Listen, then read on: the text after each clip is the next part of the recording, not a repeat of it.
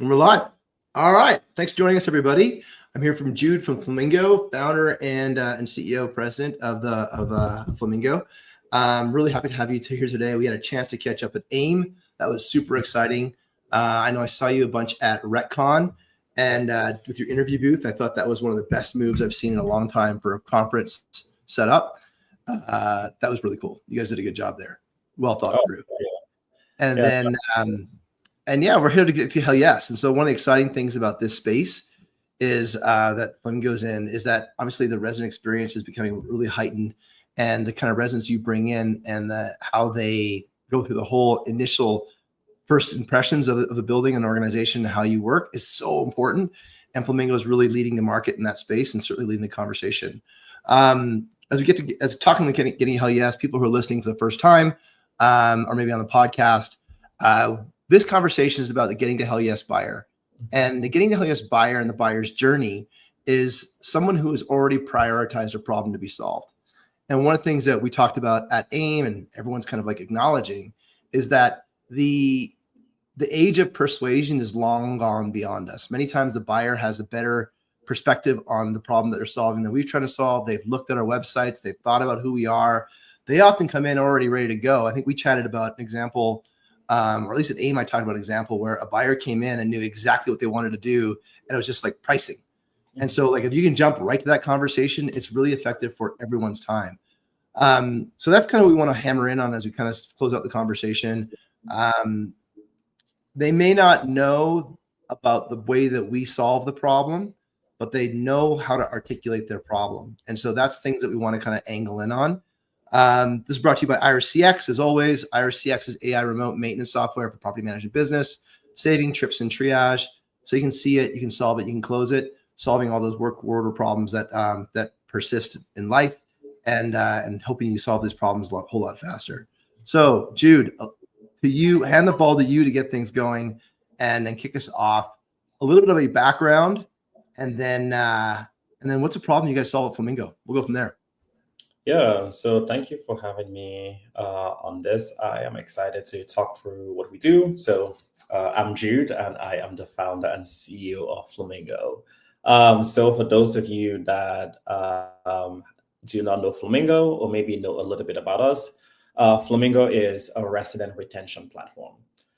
So that's really what we solve for. And for us, it's one of the most important problems to solve in the industry because a lot of the industry has solved the sales problem. So ironically, this is a podcast or reporting about like getting to the hell yes.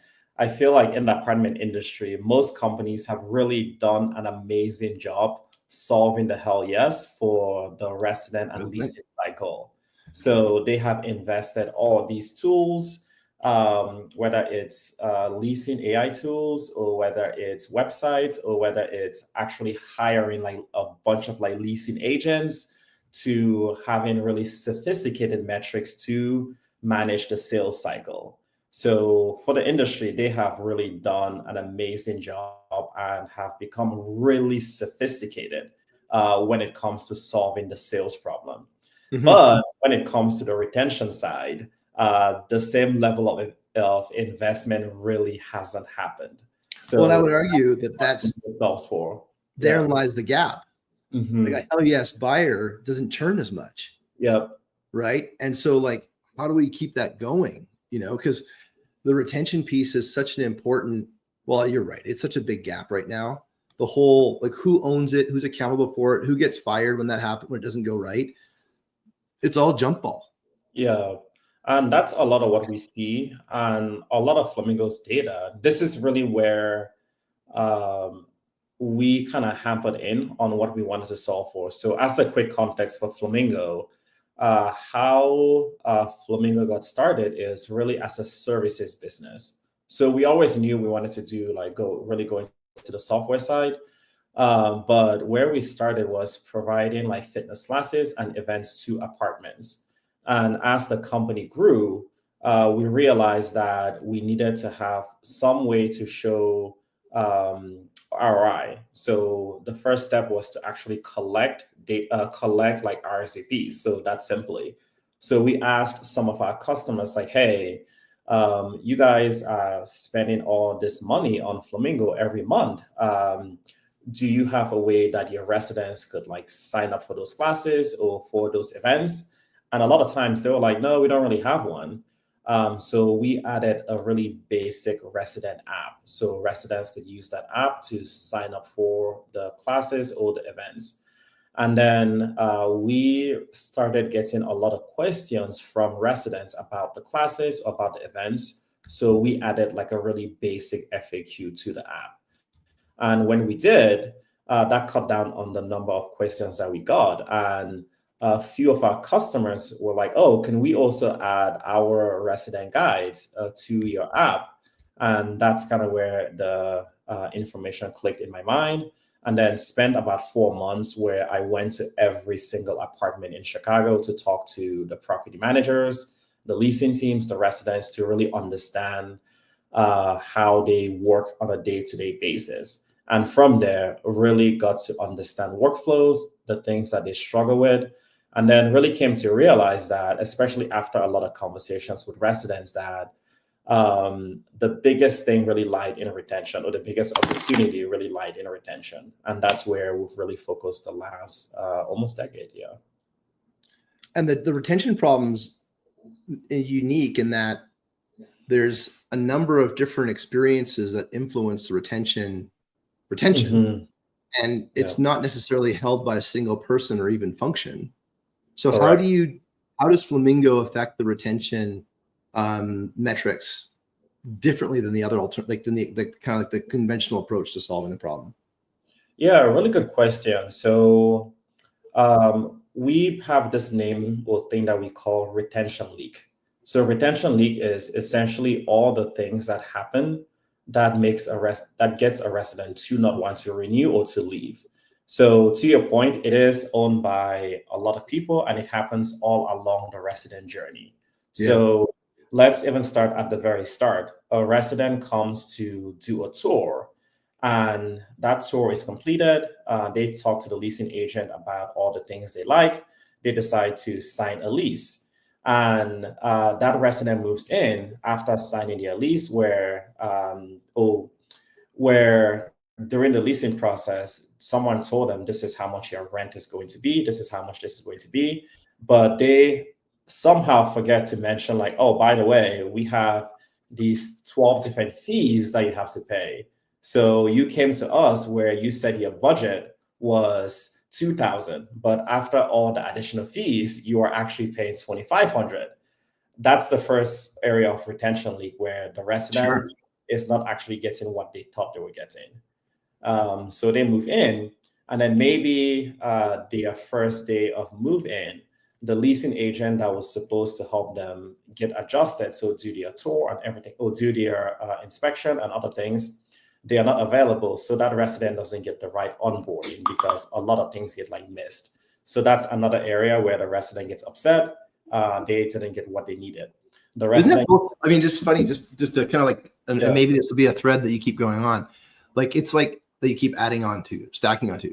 It sounds like, and I heard this in one of our multifamily discussions like 2 weeks ago, that there's like you're tracking a mismatch between expectations and actual delivery. Yeah, like that's like essentially the pricing what it comes down to. Yeah, which like you start distrusting what you've agreed to. Exactly. And then you start looking for distrust. Exactly. And that's where you get a lot of that tension between the landlord, which is, I use that word very expectationally right now, because that's what happens. Like a resident goes from looking at the team like, oh, this is a brand that I love, to this is just my landlord, because they have had so many of those like little disappointments along the way, whether it's they arrive and the unit isn't quite ready, or they send an email and for the resident, their expectation that someone's going to get back to them is 24 hours, but someone doesn't get back to them in 24, so it's like 48. The reason the resident has the expectation of the 24 hours or even less is because that resident is used to the Ubers of the world, or the other like high-tech companies of the world, where you have a question or an issue gets like solved right away, but then for where they live, that doesn't get solved. So to what you've pointed out, it is a lot of expectations not being like met. So over time, how the resident feels about where they live slowly falls. And then when it's time for renewal, where they get that renewal offer and it's like, oh yeah, we want you to pay 3 or 5% more rent. The resident's like, what? I just saw one of the customer experience people I worked with in kind of our other service lines had a post that came out, and it was talking about that exact same thing. And I'll post it in the comments after the show. But it's really about, like, you think you're great, but you're being compared against Amazon, Uber, Apple, and so like Netflix. So just because you think that you're great in your industry doesn't mean you're even meeting the expectations of your resident. And then especially how you described it, whereas like we're making promises about this and we deliver on this. Correct. And that's just not that. Immediately we get, like, as human beings, we're tuned to avoid pain and like traps, and we get distrustful. And as we get distrustful versus trustful, we start looking for reasons to not give them the benefit of the doubt. Yeah. Then a year, say 6 months from now, if a service request is late, we assume it's because this is a human being. Human beings assume that that's consistent with my first experiences versus just being someone's mistake or a bad day, Exactly. And I think you kind of hit it right on the head, where once they have had those initial negative experiences, everything that happens after that, the resident is going to ascribe negative intent. So rather than the resident think like, oh, the maintenance team must really be overwhelmed because of all the other things that are happening, their thought is, well, that just goes along with how bad the operations is. So everything just like adds on to that negative view of the property. And that's why when it's time for renewal, they decide like, well, this really isn't worth it for me to stay here.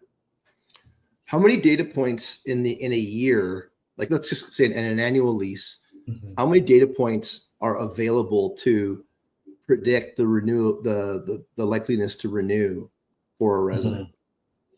I'll say it varies by company and the types of systems that they use. So to give you an example, if they have a way to automate the move-in process, they can track how long it took that resident to complete the move-in process and how successfully they completed it. But if they are doing that offline, then there's no way to actually predict or see that. Right. If they are surveying residents across the entire life cycle, so most companies survey residents at like move in, after a work order, and then maybe a move out, and that's about it. But if they were surveying residents at every touch point, like let's say a resident sends an email to the management, and then the management responds or solves the issue, that's another data point. Like, how was that interaction with the management team?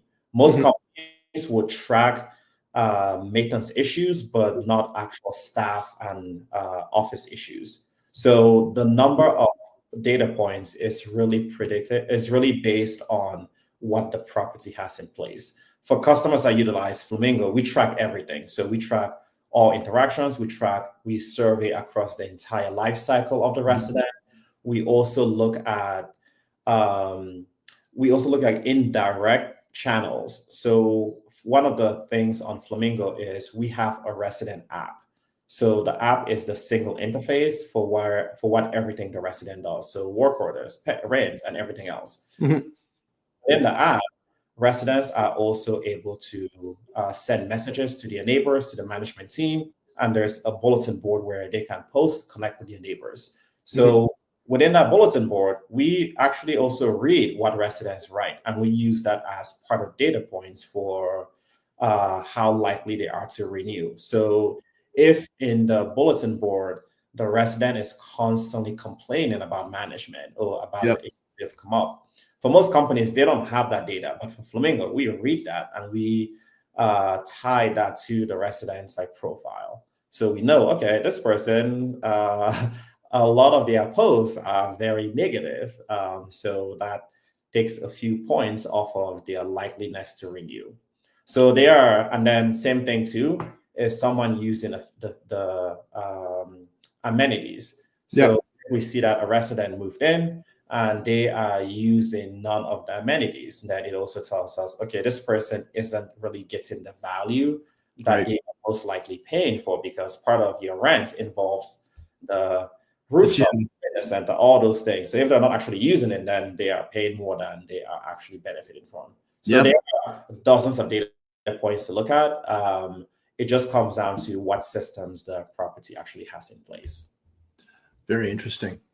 I mean, I think the ability to capture all that information and create a predictive score, like, so does that mean Flamingo is connected into all the different so you've got your resident app for booking amenities, et cetera, and tracking that.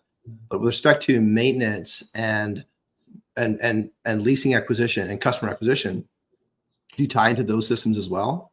Yeah, so within our app, we have our own native features like amenity reservations, but Mhm. then integrate with all the other systems that the resident needs. So we integrate with the property management systems, we integrate with um, some of the leasing tools, Mhm. we integrate with access control systems, we integrate with pretty much everything that has and touches on resident data. And then Interesting. so from there, we are able to automate workflows. And then we are also able to use that data to know what needs to happen for each resident to get them to actually renew. So on the renewal side, like who has the problem? Like, is it the, in the kind of the typical team in a property management structure, given who you guys, and I put it this way, who buys the problem, right? Because like we find that it's I found that it's pretty fragmented when I ask the question about who owns renewals.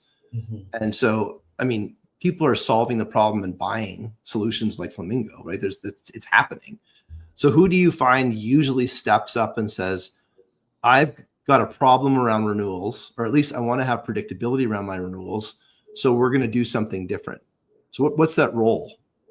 Yeah, really good question. So we interface with, I would say, across all departments. So Mhm. operations, marketing, and asset management, and then a lot. But I would say the people that tend to get excited the fastest is revenue management. So, and the reason is for a couple of things.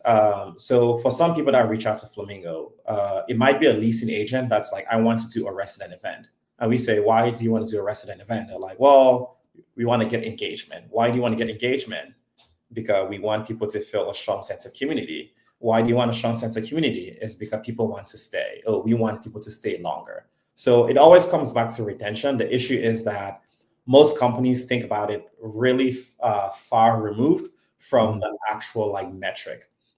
So we do a lot of education to get them to understand that some of these things you're doing are for retention, but they might not be the best ROI for you. Uh, Mhm. but for the people that get it the fastest, I would say are the revenue managers. And the reason behind that is because it's easier for them to really see and understand the numbers. Mhm. So for a resident that decides not to renew and that moves out, for most companies, the cost to replace a resident is anywhere from like $3,000 to $5,000. Mhm.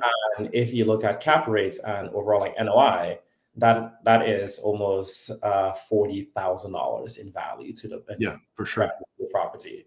And to solve that, it's really, really simple. And I mean that the renewal problem is extremely simple to solve. It's just that companies lack the data and the systems and the philosophy to put it at the forefront of everything. Because so far, what they have put at the forefront is sales. Mhm. So sales has been it's why everyone uses like 2 or 3 ILS services. It's like, let's continue to get new people in. It's like, no, let's do the Let's things keep that the to keep the current people there longer rather than just constantly getting people in. So the challenge that we have is it's like a philosophical change for the industry to focus on retention. It totally is. And we're finding that every single day, like having people talking to folks that are astute about retention and or strategic about retention is hard to find. I find also like when we have conversations in the market, because like on the maintenance side, we have a kind of like a direct touch on retention. Like average age of open work orders is a leading indicator of retention at the unit level, right? Absolutely, And so if we take a look at those that get excited about retention, like I found it interesting. You talk about the leasing, like the revenue management side of things. So the leasing function, right? And what's interesting is that retention, this isn't fully formed. So apologies to everybody out there if I figure this out in real time, but like retention feels like a site level experience, but revenue management is a corporate level experience more and more, right? As we get into centralized leasing and all those sort of things. So like accountability for retention resides offsite, but accountability for executing a retention or delivering those inputs to what creates retention is an on-site experience. And so it's like, you know what I mean? Right on the head, which is that it's a big problem because it hits across different roles. So both on the on-site and then the corporate is the ones that really need to make it a priority and force it to the on-site teams. So if you kind of look at how I mentioned this earlier, how the work is like structured and what data that people track. So for corporate, if you are going to lease up a property or you bought a new property, I need to staff it. Most people say they need a property manager, they need an assistant property manager, they need 2 to 3 leasing agents, and they need maintenance agents and maintenance techs. Very rarely would you see whoever decides on what staffing needs to look like. Very rarely would you say someone say, oh, we need a property manager, assistant property manager, and we need like 1 retention agent and then 1 leasing agent. So you can already tell like the priority for retention isn't there already. There's no role. There's no VP retention. There's no VP. Correct. No regional manager. And that's why the industry is pretty much stuck at like the 50 to 54% retention. Totally agree. And for customers and the people that really put the resources in, we see the 65 to 75% retention very quickly. So it really is like that philosophical difference. And 10 points is huge. It's huge. Yep. So if you just think about that, even like at a 300, like just think of that, the quick math for everyone listening. Like if you got a 300, or let's say 100 unit building, with easier math, like you're picking up 10 points, right? That's 10 units. That's 10 units of rent. Let's say 30 days average vacancy, right? With $60 a day of average lost revenue for each unit. Like that translates into 6 times 380, like 180,000 of NOI. If I'm doing math right or wrong, somewhere around there. You talk about 10 units. Yeah, when we talk to our customers, we typically see it's like 2 to 4 million for the average in NOI. So it is why it's like and just such a simple thing. The issue is that the industry isn't built for retention, or the philosophy in the industry isn't really built for retention. So as the example, had a call with one of our customers, and one of the things that they have on Flamingo is the surveys, and the surveys track resident satisfaction at all points along that resident journey. So within the platform, we trigger various workflows. One of those is a ticket when we see that a resident needs attention, because let's say they moved in and something, they weren't happy with the moving process, or they had X happen and they were not happy. So the teams, for most other industry, the customer success team, the support team, the whoever team would immediately reach out and get that issue addressed. But we see and have such a hard time trying to convince our customers that you need to have a dedicated group or whatever that reaches out to every single person that has kind of raised their hand to say, I'm not happy, or this did, like you said earlier, this did not meet my expectations. And for a lot, it's for a lot of for a lot of people, we see it's just like not a priority or something that they don't prioritize. Had a customer that had, I kid you not, over like 200 open tickets, which are residents that have said they're not happy about something. Rather than actually reach out to those residents, they decided that what they needed to do was to throw a resident event. And I'm like, come on, dude. Like, I just, really? it's funny. I just posted yesterday, Uh, maybe day before yesterday. This, like, I heard this at AIM, is like resident events are where you spend NOI to have your residents complain about the maintenance experience. yep. Yep. I absolutely agree. So for this customer, I was like, come on, like these people have literally told you that they are unhappy. And what you want to do is like, I get it. I love a party. I love resident events. We over like 1,000 resident events are managed each month on Flamingo's platform, because we have a platform where property managers can book different like events. So I love events, but events are what you do as that like little extra, not what you do as a core element of retention. It's like a wedding anniversary, right? Like that's one day a year, and there's 364 other days of the year that can Yeah. be incredible. Yeah. And like, it's funny when you get into, because we were talking earlier about pain aversion, like we cannot forget that these are human beings inside these beds and heads, right? And like these human beings are hardwired to avoid pain. And so we remember painful moments, and everyone, it's common understanding, like bad news travels 10 times fast. You've got to put do 5 positive things for every single negative thing. Like one event doesn't actually counteract even a Google review. One star, you need 5 stars to counteract 1 star in the law of averages. And so it's all understood that raising the floor is the most important thing to do. Correct. And most other industries have figured it out and they do it. So that's why for me, I personally get excited, because I'm like, what we need to do here is so simple and it has such impact across every single thing. So then this is, we understand what we're talking about here. It's retention. Not everyone cares about it, or sorry, not everyone prioritizes it. I think that's a better word, because everyone says they cares, but not everybody prioritizes it or maybe funds it. So then how do you find prospects that are most likely to prioritize retention? So a couple of ways for that. One is people that actively reach out to us. So luckily, there are a lot of companies that realize that they have a retention problem, or realize that even though they are at the industry average or maybe slightly above that, that they could do much better. Because ultimately, where we want to get our customers is like 75% retention. So a lot of companies are starting to see that benefit. So that's one way, is just inbound people hear about us, or someone refers them to us, or they come in looking at one part of our platform, like maybe they come in thinking about like events, and then we talk through like, this is actually what you need.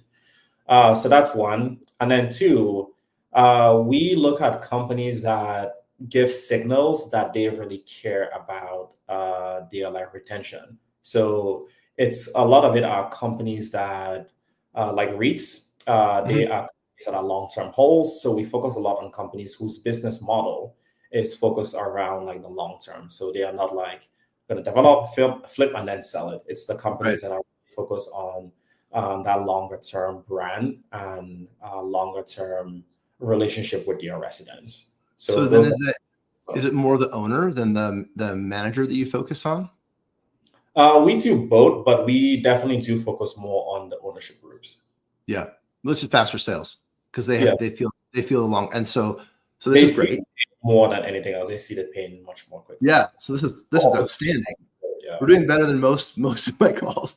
So we know the problem, the retention piece. Why is it important? Because for obvious reasons, it's cheaper to retain a resident than it is to acquire one, and it's just so much easier for everybody. There's so much less waste. You do it with all the different data collections of the experiences, so you're able to predict who's going to retain. You sell better for in the to the revenue function because they have clear accountability around the revenue piece.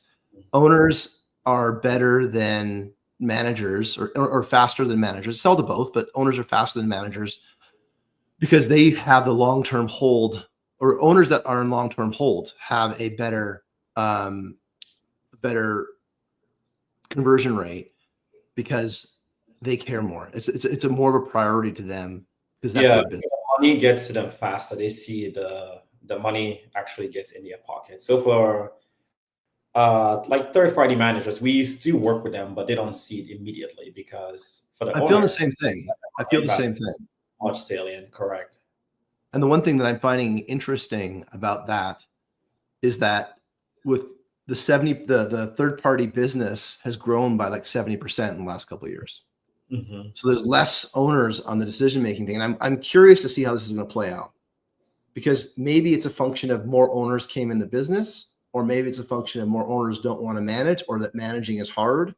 But I don't know how this is going to finish. It's funny. We're actually doing some studies around that. The thesis around that is it is much easier to be a third-party manager for a lot of different reasons. It's like starting a business. Like if you wanted to be a third-party manager, I don't want to say it's easy, but what you really need is one, just make calls to ownership groups to say, hey, I will manage your property for you. They say yes, and then hire some people to do it. So it's very it's like an asset light model. Whereas if you want to own, you need to have a little bit of capital and then find investors and then go through the whole due diligence process and do all of that before you can actually acquire that specific property. Yeah, one's a P&L business and one's a balance sheet business. Yeah, correct. Yeah. So that's good intel. And so when you go out the market and you're starting to look to have the conversation, do your buyers have, like, I'll frame this is kind of a new concept or developing concept that I was talking with Joe Summers last week, is like there's this idea of like creating urgency that sales has talked about forever. But then what I'm trying to frame this is, what if you could capture urgency, right? Meaning that they've got to do something by a certain time frame. So are you able to kind of like test for that, or how do you test for their timelines? That's something that we definitely struggle with. So I don't think I have a good answer to that because I'm always not sure what everyone's experience is in the space, but for us, we definitely have the longer cycles. And part of it for us is because we replace a lot of single point solutions within the space. And we also require a lot of process changes. And we also require like a philosophical change for how they like manage. So it's not a quick do this and this happens. It is quick, but things need to change. So how operations happens needs to change. So the people management element is a big part of that. So when we speak with our customers, we're pretty upfront, like you will see results, but you'll see results quickly. But in order to see results quickly, you need to change a lot of things. Yeah, because a lot of things are going wrong. For that, yeah, and not everyone is ready for that. Yeah. And do you find that when you raise that, like, is that more of a filter for you as like how ready are they for change? I'll say yes, because we focus a lot on outcomes. So like our whole model is tied around like outcomes. So if someone is going to purchase our platform but not do what is needed to get those outcomes, it's bad for the both of us. Yeah, we do that, especially in the pilot. We make sure we have agreement on what the outcome is. And then the number one reason, I mean, there's probably two reasons. The first reason is so we know why we're doing this. But number two is that when we see adoption dip a little bit, we want to be able to escalate back to the buyer about what we agreed on as an objective. and surface that this is a partnership here, and both of us need to activate. And if we don't get your people on side with the change, then we're both gonna miss our targets here. Correct. Is this still a priority? Are these targets still a priority? Because like if we don't have that mutually agreed on metric, then I feel like we're always just asking them to do something versus like helping them reach a goal. Yeah, no, absolutely. It goes back to what you mentioned earlier about like expectations. And any technology worth its salt or whatever weight requires you to really think about the people management and really focus on making sure that expectations are aligned right from the start, and then talking through what is actually required in order to do that goal. So when you go talk to people, like using, what other things, better put, actually, what are they typing into Google before they find you? So a couple of things. So people might look for retention strategies. They might look for resident engagement. A lot of our focus has been to really build a brand. So people specifically are searching for like Flamingo. Because a lot of times people don't know what problems they specifically have. They just know like, oh, it might be looking for retention strategy, or not retention, or like occupancy problems. So we don't necessarily try to get people to that. We just really focus on building a brand like people like come directly to us. So, being on this helps get the message across, and then hopefully someone hears and they're like, oh, we have a retention problem. Oh, I didn't realize it was that simple to solve. Well, I think that also the work that we both have to do is raise the profile of retention as a priority. Yeah, so that's a lot of what we do. So a lot of what we do is just that education on actually showing people like what the numbers look like and what is possible.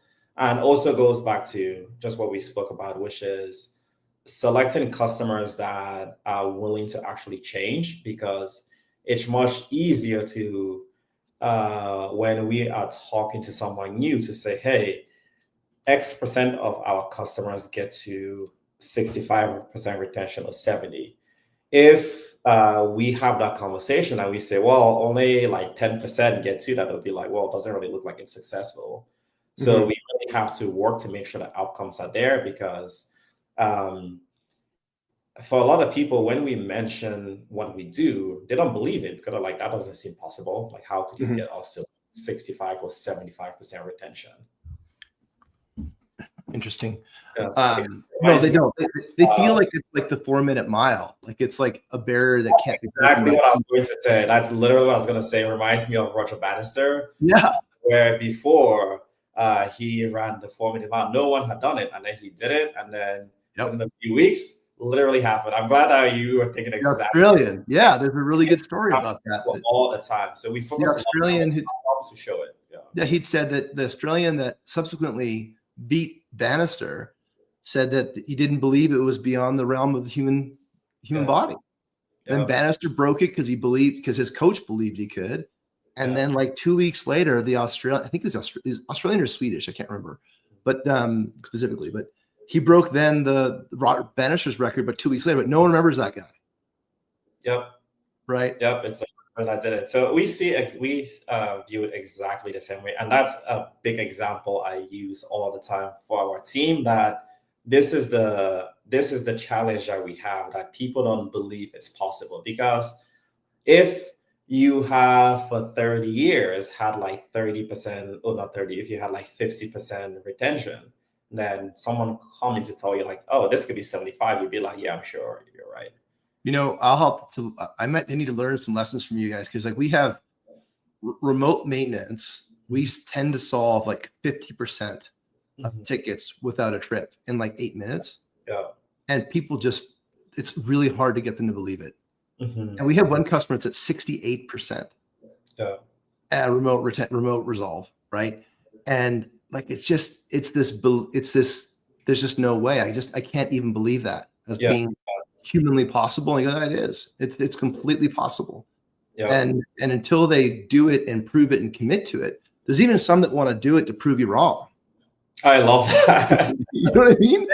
Maybe that's the route to go like, well, I'll pay you if it doesn't work. Yeah, like they want to be so right about, they want to be so right that they'll do it to prove us wrong. And then ultimately those skeptics, it's amazing to have those skeptics do testimonials, Yeah. because they're the ones that literally say, I actually didn't believe it was possible. Yeah.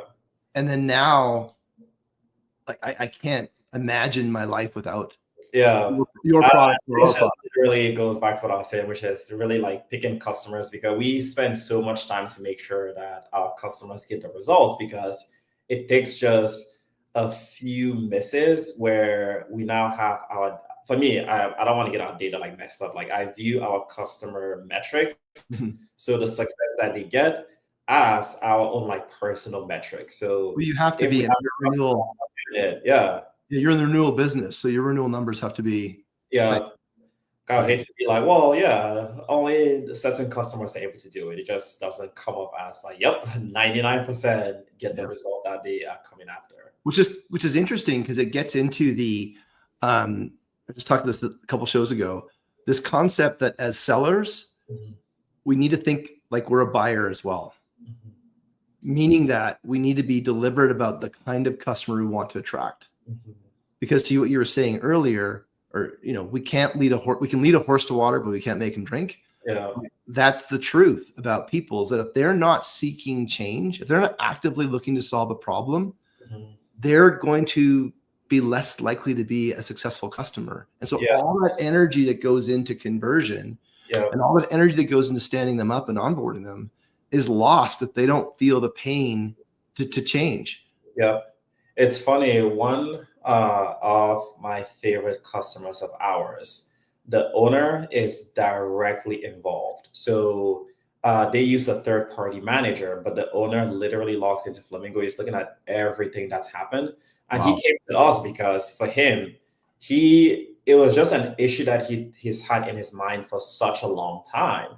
So there was so much philosophical alignment when he heard like, oh my God, I cannot believe there's a company that's actually doing what I have always thought is like possible. So we are working like one-on-one across like everything. And it's so exciting to see how much easier it is when someone really like, when someone in that decision-making perspective like gets it. So I've seen the guy like log in on a Saturday to respond to a resident issue to the platform, because he's like, well, the on-site team isn't available. And he's like, we need to like do it. So it's like really amazing to like see. Yeah, those are the, especially when you get into like, early adopters, but like they're not just early adopters. That's not a technology adoption problem. That's a problem. That's a technology adoption, evidence of technology adoption or desire to adopt technology. That is someone who's passionate about the problem. Yeah. Right. And they know, I mean, I imagine at the owner level, they're the ones that go to the bank. They're the ones that sign off on the financing. They're the ones, all that stuff. And so they know how much conviction I need to have around that revenue line so I can get financing for my we've literally had that same conversation. So they just get it, or he just like gets it and understands like to the pocket like how much of a difference this is going to make. Because if that asset's worth more, he can get more of a financing event. He can even maybe create liquidity. He can get past if he's got promote, right? He can get more of the promote on it, get it past all of his partners. And so there's way more in it for him or for them from a retention perspective, because they can get a higher asset valuation on more, because there's going to be a risk analysis on revenue. And that risk analysis on revenue is going to affect your asset valuation from the bank's perspective. Exactly. And the other way that we'll try to really get people to understand the problem, for people that don't get it intuitively, is one thing that I do is I ask people, like, raise your hand if you think that people love to move. Or what percentage? No one ever raised their hand. Like, exactly. Like, residents don't like to move. No one enjoys moving.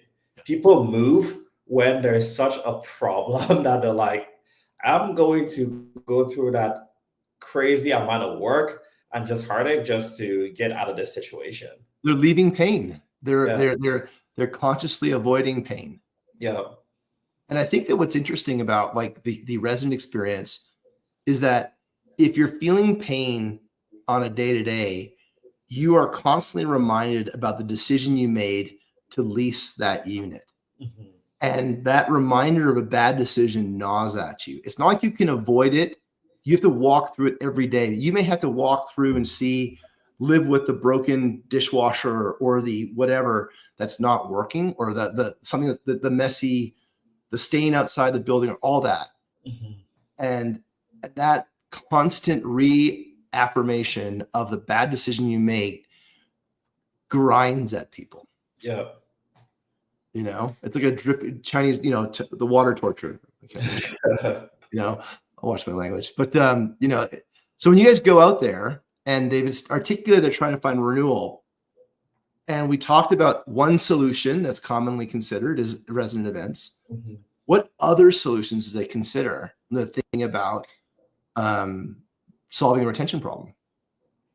So I think some of the ones that are more common, like how do we, as you mentioned, like how do we improve maintenance like turnaround times? Mhm. And then people commonly look for how do we improve like resident experience. Mhm. So one example might be, oh, our residents right now log into too many apps. So for them, Mhm. they see that as a resident experience issue. So they want to consolidate that. So that's one way they also look at it, is through the resident experience like lens. And then other ways that they have tried to solve for the retention piece is some that are better than other ones. I'll say the events are probably the most common, or the thing Mhm. that comes up the most. And then we see people offer like rewards or gift cards as well, Mhm. to incentivize their renewal. And then we've even heard a lot of companies, they try to push referrals, not just as a channel to increase occupancy, but they have pushed referrals as a way to bring friends into the building. Because let's say you bring 5 of your best buddies to come live at the same site. Yeah, that works. Like most likely you are probably not going to leave, because you're like, well, my best friend Tom is like one floor down. Steve is like a Yeah. few floors like up. So you are more likely to like stay as well too. So part of the reason why our platform works really well is because we look at all those different things. So it's not just one thing that solves for renewal. It's many, many things along the resident journey that all like adds up. So I mentioned earlier, it's what we call like retention leak. Yeah. So it's multiple different things that need to be solved for. Well, And I then think that with the that challenge, 75, yeah. the retention challenge in every business is that like leasing or selling or closing has a quarter that you got to hit, Hmm. or a lease up that's got to be made, that's got target that's got to be hit. And when a lease gets signed, one person gets paid. Hmm. But when a lease is renewed, I mean, there may be a spiff for somebody, but it took a team Hmm. to do it. And maybe that team might not, given the turnover at the site level, part of that team might not even be there anymore. Correct. Correct. So it's hard to make a single person accountable for retention. Hmm. And that's not an excuse for not making a priority, but Hmm. it's a natural constraint. Yeah, and that's why it has to be a corporate level strategy Mhm. rather like a site level initiative. So I mentioned earlier that a big part we look at is that philosophical alignment, because if we don't align with our customer, it's just like not going to happen. Yeah. Uh, because they're like, oh yeah, let's just hire more leasing agents. So let's do this, let's give away this. And it just More doesn't, water in the leaky bucket. yeah, exactly. Literally more water on the key bucket. Yeah. So when you get in there and you're testing for philosophical alignment, what objections do you typically hear? The biggest one is definitely they don't think it's possible. Yeah. Yeah, it's just like that lack of like, we don't think that's possible to have. Oh, a recent one is, well, I mean, our budget is here. Like, I'm like, yeah, it's great that you have that, but transfer some of that budget to actually drive like retention. Yeah. The budget conversation is common. given that budgets are done in like whatever the fall, and then it is a battle for that reallocation of that budget, and then figuring out who has discretionary budget authority on that line item, and that can move the budget for happy hours and pizza parties, and move that over to a software to be strategic on it. Like that's finding that person that can make that call. What I'm finding is that it's building by building. Like we had 2 calls yesterday. One of them would never have been a prospect. Like just the person's role and the person's company did not fit who we consider to be a fast buyer. Yeah.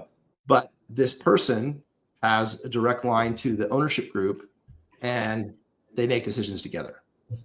So the role was a we're going to test that role some more, but I'm not, we'll see what happens, but I'm curious to test for more of those. I might even put that in the qualifiers. Like, hey, we like to work with this role that has a direct line with this owner, with an owner. Is that you? Because you almost want them to disqualify themselves, or qualify in or qualify out. And I think I like that, because that's a lot of what we do, because it forces them to really consider if this makes sense for them to pursue, because it's like, well, I don't think this makes sense for us, because it's a waste of both people's times if they are going to look and evaluate a solution that philosophically isn't going to actually work for them. Or they can't buy. Yeah, correct. Yeah. Interesting. So when you take a look at people that onboard, or maybe a younger you, and you think about the kind of advice that you are collecting now, or the knowledge you collected now, what one piece of advice would you give them, a younger you or somebody coming on board, in terms of trying to find that hell yes customer?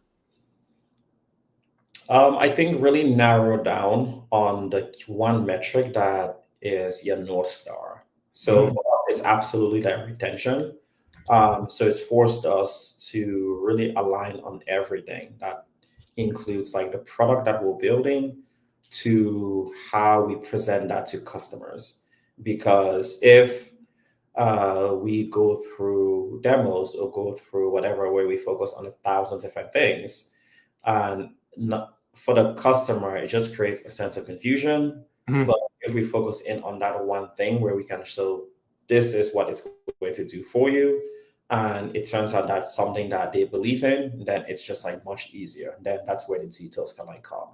So then it's much easier to filter out and then to focus. So you kind of brought in what you were saying earlier before, is that the North Star metric that has to be important to that philosophically aligned buyer, right?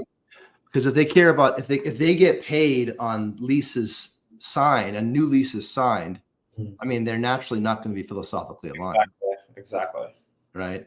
And so the ones that get paid on revenue, and they understand that revenue is a function of acquisition and retention, they're going to be philosophically aligned, and they're going to be thinking about the metric that matters, that you help drive. Correct. Makes it easier, right? Exactly. And we see it on the same curve like any adoption, where you have early adopters. So how we see it is, they are early adopters to retention. And most people are not adopters to retention. They are more sales focused, like leasing focused. And then as we get more wins with those early adopters, and then those laggards are going to see what the retention focused people are doing differently. And then I'd be curious, and I don't know how easy this would be to do. I'd be curious to see the correlation. I'm going to tie this all together. So as we open the conversation around expectations and actual delivery, right? We talked about that. I'd be curious to know if there's a correlation between those that are leasing focused, right, and how that affects the Google reviews. Meaning that by overemphasizing on leasing, do we unintentionally create an environment that is going to overpromise that, and then there's reality of and under delivering doesn't mean you're under delivering I think I know what you're asking. Absolutely. It's, you know. I'm a leasing agent and I have a quota and I have a revenue goal that I want to hit both personally and for the company. And I know that this prospect said that their budget is like $2,000. Mm-hmm. Know that we have that the unit itself is $2,000, and then we have this kind of fee. It's not necessarily like hidden fee, but it does add $100 to what that resident is going to spend every month. Should I tell them that upfront right now, which might put them signing that lease at risk, or do I just kind of push it under the table and get them to sign the lease, and then they are going to hear about that $100? Maybe it's the trash fee. They'll hear about it a week after they move in, and by that time it's too late.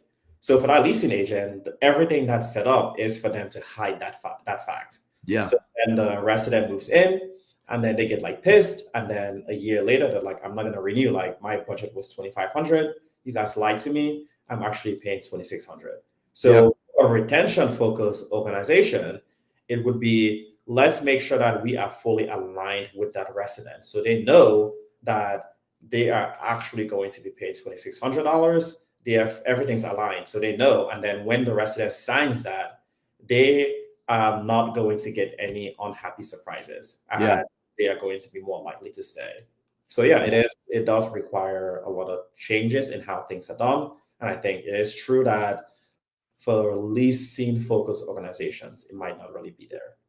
And they might have a higher degree of negative reviews.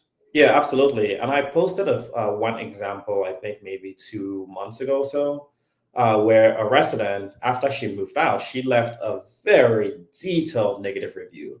And a lot of what she wrote was very focused on the things that did not meet her expectations, most of which were all the extra fees that she had to pay. Mm-hmm. So she basically said, happy with the property, beautiful, happy with the team, great team, but all these fees, no one told me. And I was misled. These fees, yeah. I was misled. Wow. Okay. Interesting. So philosophical alignment, focus on the metric, and the back end of that all is like stand back. Philosophical alignment includes, how everyone is achieving the objective of resident in our case or your case, resident retention. Correct. Outstanding. If people are interested and curious about hearing more about Flamingo and how they can solve their retention problems, what's the best way to get a hold of you? So check out getflamingo.com, and if you want to hear more about how we do things, and you can listen. We have a podcast as well. So we have the Apartment Rebels podcast, which is around people that really do think differently. So Flamingo is not for everyone. We do work with the rebels that see the problem and understand that retention really needs to be at that 75%, not the 50%. Yeah. No, and it's funny because like calling them rebels is it's almost tongue in cheek. Right? Because it's like it's a practical rebel. Like it's like yeah. You're not going to see a lot of people hiring retention agents anytime soon. So it does take rebels to really put the process, the system, and the investment that's needed to drive retention. So yeah, not everyone can be a rebel, but for the happy few, please reach out. Yeah. Very practical rebel with a spreadsheet. Yeah. So who should we have on next? I have a couple of recommendations. Let's see. I don't know if you've had Grady on. Grady Newman? Yeah. I had him a name. He was on a name. Okay, so you already had him on. Who else? You should have one of my buddies on. We went to college together. Love to.